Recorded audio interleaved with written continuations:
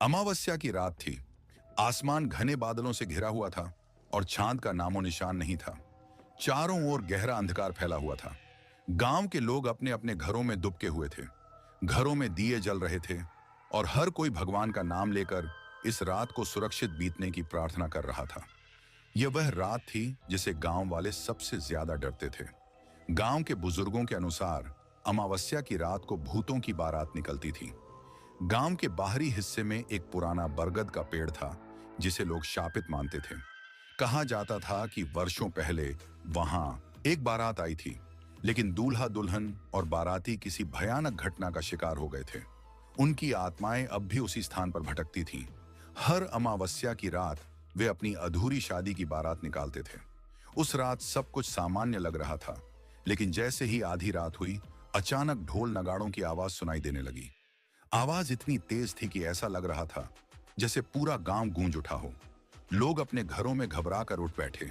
यह आवाज गांव के बाहर बरगद के पेड़ की दिशा से आ रही थी। राम प्रसाद, जो गांव का सबसे निडर व्यक्ति था, ने खिड़की से झांक कर देखा। उसे कुछ दिखाई नहीं दिया, लेकिन ढोल नगाड़ों की आवाज लगातार तेज होती जा रही थी। उसने तय किया कि वह जाकर देखेगा कि आखिर यह आवाज कहां से आ रही है। उसकी पत्नी और बच्चों ने उसे रोकने की बहुत कोशिश की, लेकिन वह नहीं माना। राम प्रसाद ने अपनी लाठी उठाई और बरगद के पेड़ की ओर चल पड़ा। जैसे ही वह वहां पहुंचा, उसने देखा कि बरगद के चारों ओर अजीब सी रोशनी फैली हुई थी। यह रोशनी किसी मशाल की तरह जल रही थी, लेकिन इसका रंग नीला था।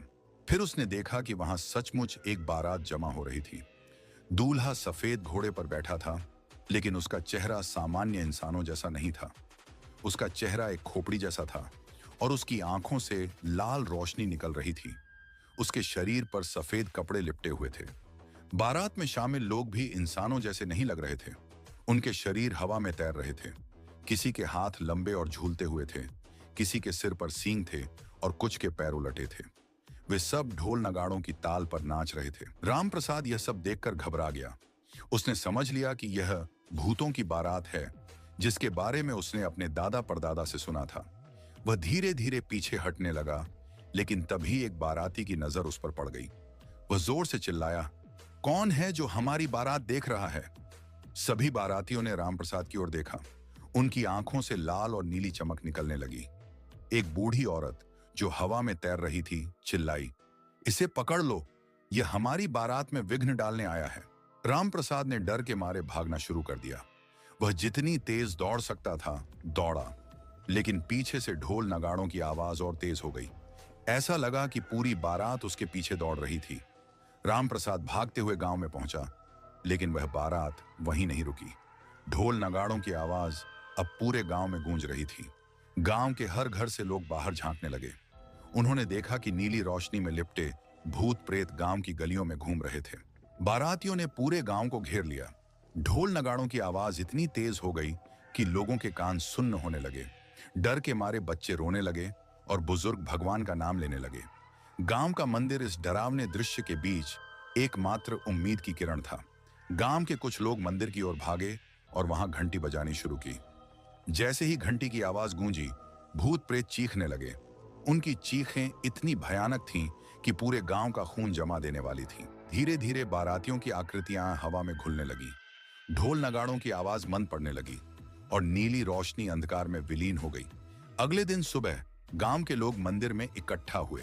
उन्होंने भगवान का धन्यवाद किया और यह तय किया कि अब से अमावस्या की रात को कोई भी बाहर नहीं निकलेगा। गांव के बुजुर्गों ने कहा, यह भूतों की बारात उन आत्माओं का प्रतीक है जिनकी शांति भंग हो चुकी है। हमें उनका सम्मान करना चाहिए और अमावस्या की रात सावधान रहना चाहिए। उस दिन के बाद गांव के लोग अमावस्या की रात को भगवान का भजन कीर्तन करने लगे। भूतों की बारात की कहानी पीढ़ियों तक गांव में सुनाई जाती रही, लेकिन राम प्रसाद ने फिर कभी उस बरगद के पेड़ की ओर रुख नहीं किया। निष्कर्ष, यह डरावनी कहानी हमें सिखाती है कि हमें प्रकृति और अज्ञात शक्तियों का सम्मान करना चाहिए। भूतों की बारात सिर्फ एक कहानी नहीं, बल्कि यह हमें हमारे डर और विश्वासों के बीच संतुलन बनाए रखने की प्रेरणा देती है।